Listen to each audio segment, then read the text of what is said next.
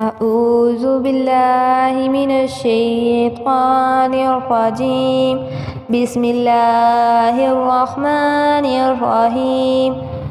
تمام دیکھنے اور سننے والوں کو السلام علیکم۔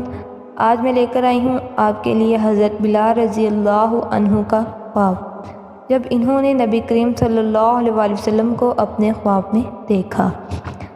جب حضرت بلال رضی اللہ عنہ شام میں تھے تو انہوں نے ان حضرت صلی اللہ علیہ وسلم کی خواب میں زیارت کی کہ آپ صلی اللہ علیہ وسلم حضرت بلال رضی اللہ عنہ سے فرما رہے ہیں کہ اے بلال، یہ کیا بے وفائی ہے؟ کیا ابھی وقت نہیں آیا کہ تم ہماری زیارت کے لیے آؤ؟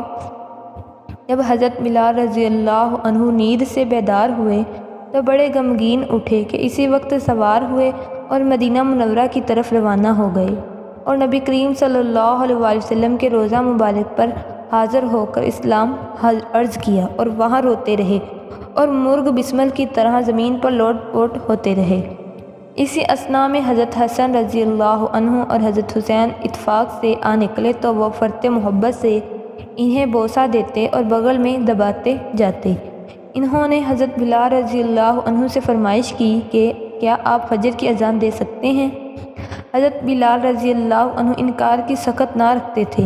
وہ صبح مسجد کی چھت پر چڑھ کر اذان دینے لگے۔ جب انہوں نے اذان کے پہلے الفاظ اللہ اکبر ادا کیے تو شہر مدینہ منورہ سامعین کی آہ و بکا سے گونج اٹھا۔ جب انہوں نے اشہد لا الہ الا کہا تو یہ گونج زیادہ شدید ہو گئی۔ جب انہوں نے اشہد ان محمد الرسول اللہ کہا تو عورتیں پردوں سے باہر نکل آئیں۔ اس مدینہ منورہ کا حال یہ تھا کہ اس دن مدینہ کی عورتیں اور مرد دھاڑے مار کر رو رہے تھے۔ اس سے پہلے کبھی ایسا وقت امیز منظر دیکھنے میں نہ آیا۔ یہ تھا حضرت بلال رضی اللہ عنہ کا خواب، جب انہوں نے آپ صلی اللہ علیہ وسلم کو اپنے خواب میں دیکھا اور اپنی اذان کا یہ واقعہ مدینہ منورہ کا جو تھا وہ سنایا میں نے آپ کو، اور اپنی دوسری ویڈیو میں آپ کو حضرت بلال رضی اللہ عنہ کے بارے میں اور بھی کچھ بتاؤں گی، اور اللہ تعالی ہمیں بھی اسلام پر پکا سچا مسلمان بنائے اور عمل کرنے والا بنائے۔ اب تک کے لیے اللہ حافظ۔